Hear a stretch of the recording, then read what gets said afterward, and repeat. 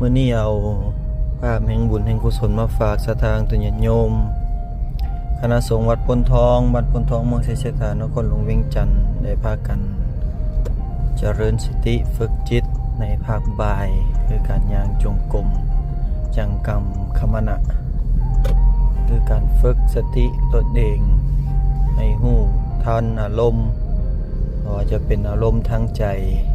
ก็คือภัสสะที่เกิดขึ้นทั้งหูตาดังลิ้นกายใจอายตนะทั้ง6สถานตัวโยมเฮา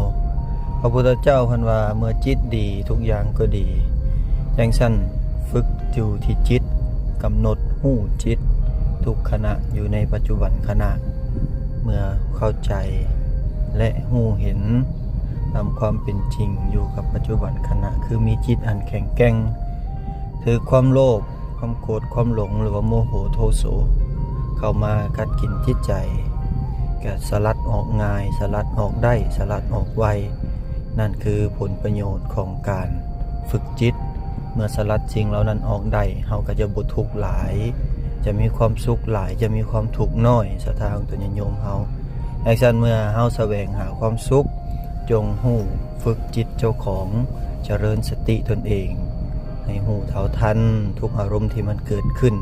แล้วเฮาก็ฟ้าวสลัดมันออกปัดมันทิ่มทุกอย่างก็จะราบรื่นชีวิตเฮาก็จะเจริญขึ้นในทางที่ดีทางที่งามตามห้อยองค์พระสัมมาสัมพุทธเจ้าสาธุแชร์และติดตามด้วย